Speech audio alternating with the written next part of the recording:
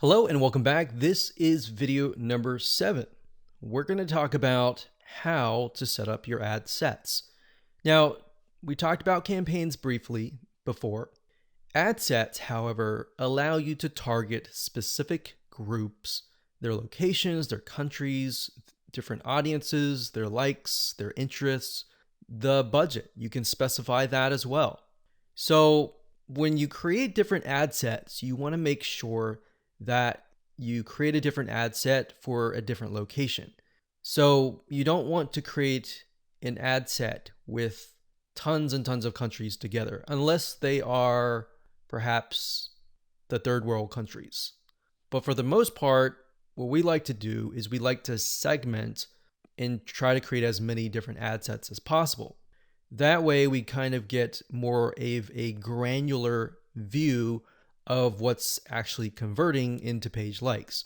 So if we find out that maybe a specific city in a specific country is converting really, really well, then instead of targeting the whole country and losing money that way, you can instead target that specific city. And then your cost will actually drop because the engagement increases, right? So just keep that in mind when you create your ad sets. Now, Facebook is going to ask, what page would you like to promote? So in this case, you want to just click on that and specify that. And if we scroll down, the next section is audience. So we have custom audiences. So unless you are aware of what this is, just ignore it. But basically, custom audiences are, think of lists or email lists, basically, of people that have visited a certain page and hit your pixel. So if you do have a custom audience, you can enter that here. Now, for now, just ignore this. So if we scroll down further, it says location. So people who live in this location, everyone in this location, people recently in this location, or people traveling in this location.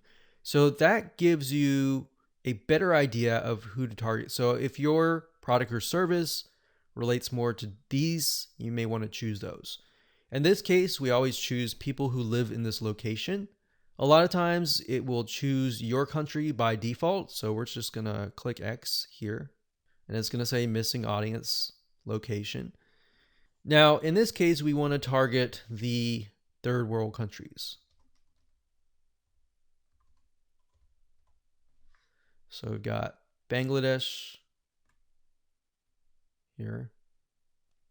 And another thing that you have access to is regions. So if you click on browse, what Facebook will do is it'll list out regions.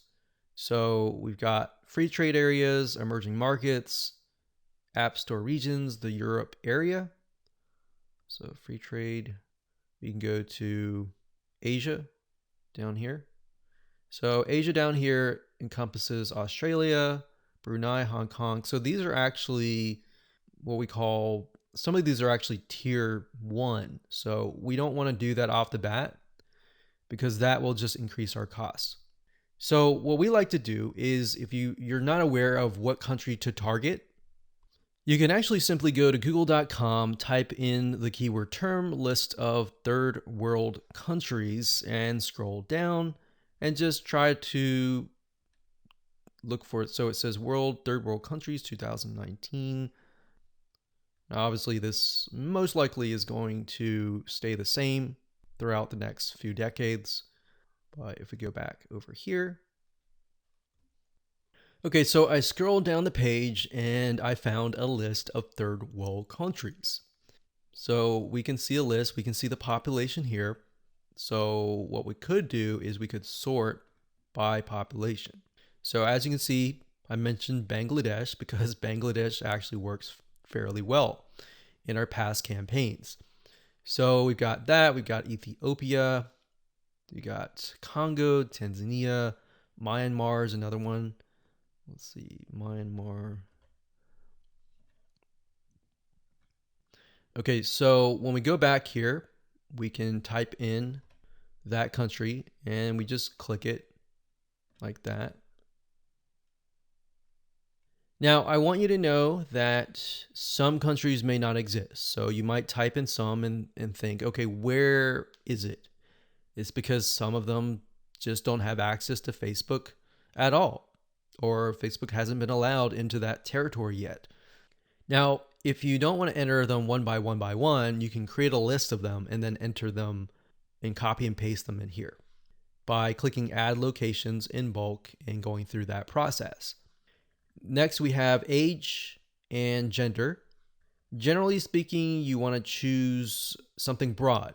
You always want to start out broad and then get narrow later down the road, unless you've done tests before and you know that the age range is a specific group, because otherwise you might be ruling out people who may be within an age range that you're not targeting. That is actually going to be a highly engaged audience. So we're going to leave that as it is. Now, languages. Because we are targeting third world countries, we know that a lot of them speak English, but some of them might be getting on Facebook and they may not speak English. So if that's the case, they're going to see your ad and you're going to pay money to someone who you're essentially not going to be able to communicate to. So we enter English here. Next up, we have detailed targeting. This is very important as well because this will allow you to target on a granular level as to what people's interests are. Now, if you're not familiar with how Facebook interests works, this is basically how it works. So Facebook has what we call a Facebook tracking pixel. And these are pixels that are placed by website owners like us on our websites. And whenever somebody visits those pages, they are then pixeled, or Facebook sees them and they see them visiting, let's say, a barbecue website. So the people that you're targeting are actually interested in that particular interest. So there's different things you can target. You can target, we'll just type in motivational. So you can see motivational quotes here. So that's one. Now, if you type that in again, motivational quotes, sometimes it'll give you suggestions and you can click suggestions and it'll give you a list of other similar interests that are directly related to this particular interest. And you can pick and choose those. Now, I want to say when it comes time to analyzing your data, Facebook will actually tell you where the Facebook page likes come from and based on what targeting. So even if you have several in here, it's okay. Next up, you can specify people of specific Facebook pages, or you can exclude people of that particular page. Next up, we have automatic placements. In other words, where do you want Facebook to show your ads to the right people? So automatic placements, what that means is Facebook will use their artificial intelligence to place your ads. If you click edit placements, you can then specify which places you want your ads to appear. So you can do all devices, which is highly recommended if you're starting out and you don't know just yet. It's better to start general than more specific, because if you start specific, you can't go backwards. It's kind of like taking an image and then making it small and cropping it and decreasing the size and just trying to get back to the bigger size. It doesn't work that way. So you got to start general and then move to specific. So just to keep things simplistic, we usually choose automatic placements because we're utilizing Facebook's extremely smart artificial intelligence. Okay, so we got optimization and spending controls. Usually just keep everything by default and click continue. And that's it. So that's all there is in terms of setting up an ad set. Now we can create an ad, which is the images, the content that you want to essentially put against each other and figure out what is actually converting. All right, we'll see you in that